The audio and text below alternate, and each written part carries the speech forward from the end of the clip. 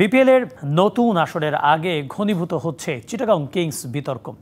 বন্দরনগরীর এই ফ্র্যাঞ্চাইজির কাছে ৪৬ কোটি টাকারও বেশি বকেয়া আছে বিসিবির।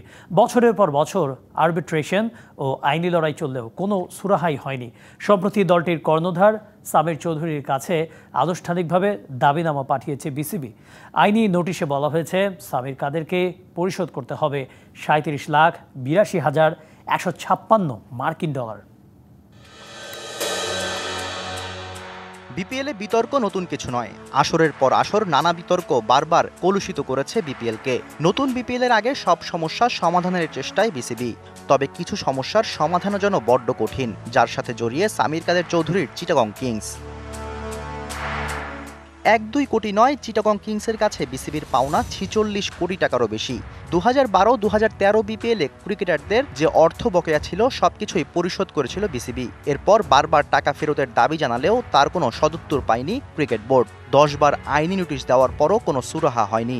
এরপর বাধ্য হয়ে আরবিট্রেশনে যায় বিসিবি।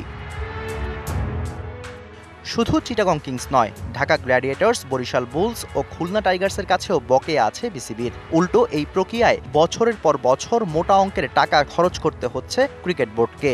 তবে সবচেয়ে বড় বাধা হয়ে দাঁড়িয়েছে সামির কাদের চৌধুরীর চিটাগং কিংস, কেননা তাদের বকেয়া অর্থের পরিমাণ ৩৭,৮২,১৫৬ ডলার। এর দায় রয়েছে বিগত সভাপতি ফারুক আহমেদেরও। তার ভুলের খেসারত দিতে হচ্ছে নতুন বোর্ডকে, কেননা সবশেষ বিপিএলে সামির কাদেরের থেকে ৩.৫ কোটি টাকা নিয়ে সমঝোতা করে তাদের আবারও বিপিএলে সুযোগ করে দেয় ফারুক আহমেদ। শর্ত দেয়া হয়েছিল ৩ কিস্তিতে ২০২৪ নভেম্বরের মধ্যে পরিশোধ করতে হবে বকেয়া।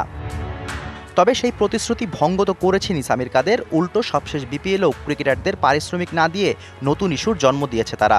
এরই মধ্যে আগের সব সমঝোতা বাতিল করে পুরো বকেয়া ও সুদসহ ৪৬ কোটি টাকা ফেরত চেয়ে আইনি নোটিশ পাঠানো হয়েছে চিটাগং কর্ণধারকে। বিপিএলের আগামী আসরে বিতর্ক ঘোচাতে সর্বোচ্চ চেষ্টা চালাচ্ছে বিসিবি। ফ্র্যাঞ্চাইজি নিয়োগেও তারা কঠোর অবস্থানে। তবে এসব বিতর্ক চাইলেও শেষ করা যায় না, বয়ে বেড়াতে হয় বছরের পর বছর। Shahriar Hossain, DBC news desk.